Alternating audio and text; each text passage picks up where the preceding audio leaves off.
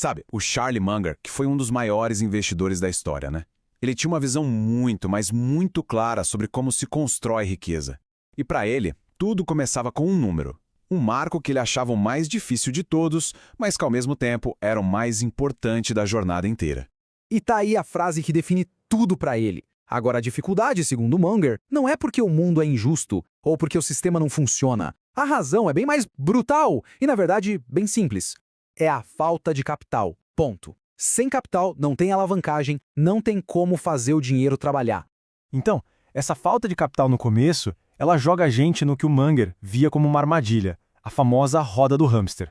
É aquela fase de muito, muito suor, mas pouco progresso, sabe? Onde todo esforço parece que não te leva a lugar nenhum. E essa diferença aqui é crucial de entender. No início, a batalha é travada com músculo, ou seja, o próprio esforço.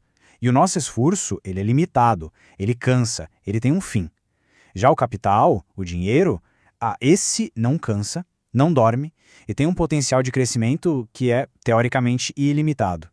É uma luta bem justa e o grande objetivo é conseguir mudar de lado nessa batalha. Ah, os juros compostos. Todo mundo adora falar daquela curva mágica, né?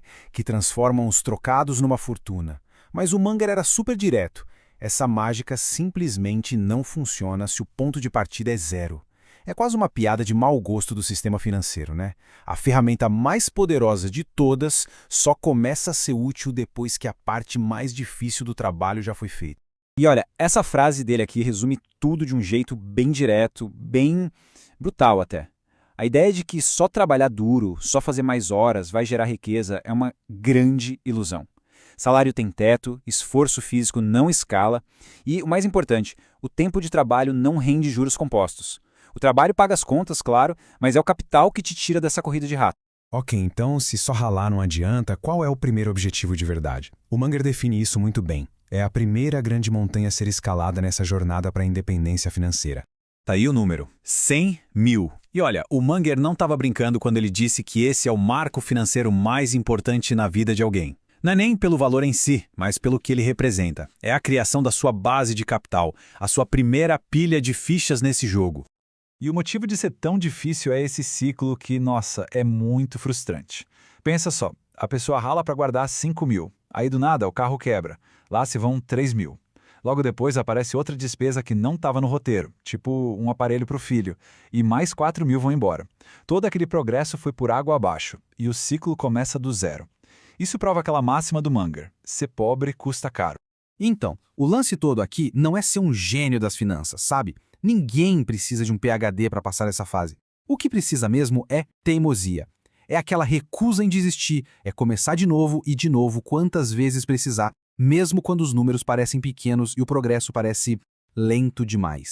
Ok, então se a teimosia é a nossa arma, qual que é a estratégia? Bom, segundo o Munger, não é tentar ser brilhante, não. É travar uma guerra. Uma guerra constante contra a autossabotagem e aqueles erros financeiros que todo mundo comete.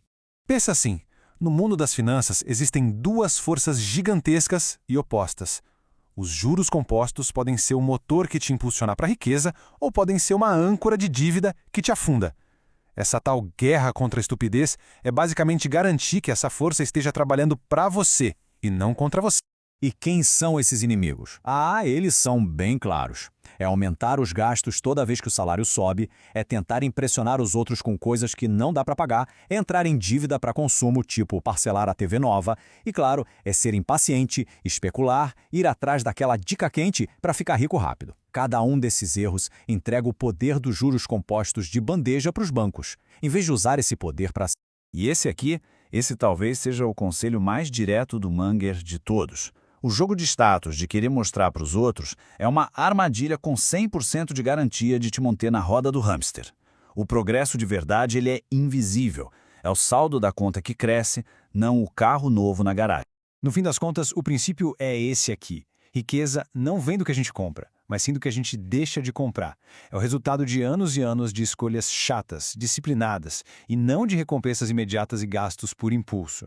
Depois de anos nessa luta, nessa disciplina toda contra a estupidez financeira, chega o momento.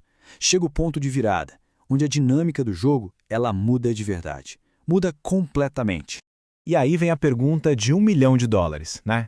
Depois de tanto sacrifício, de tanto ralar, quando é que a tal mágica dos juros compostos finalmente dá as caras?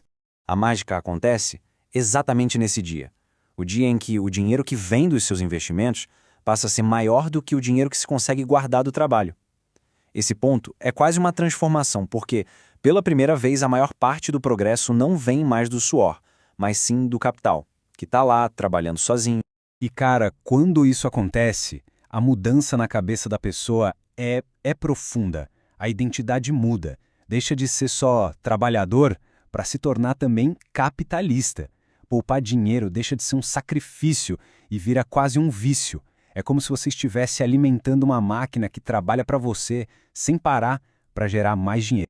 Mas, claro, o Munger sempre tem um alerta, né? Chegar nesse ponto não é o fim da história. Na verdade, é o começo de um jogo totalmente novo, com novas armadilhas e, claro, novas regras. Isso aqui é fundamental entender, tá?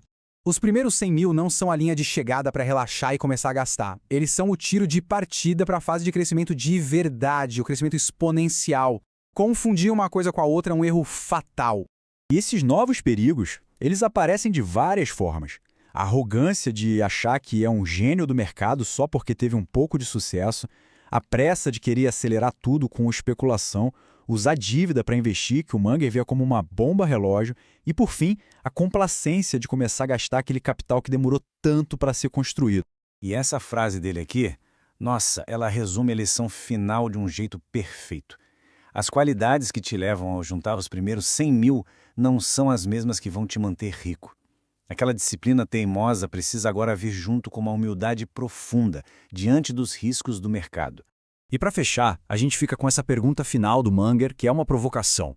A verdade, segundo ele, é que construir riqueza é um processo longo e, na maior parte do tempo, incrivelmente chato. A questão fundamental não é sobre ser inteligente, mas sim sobre ter o temperamento certo. Será que a gente tem estômago para aguentar anos de tédio em busca da liberdade financeira?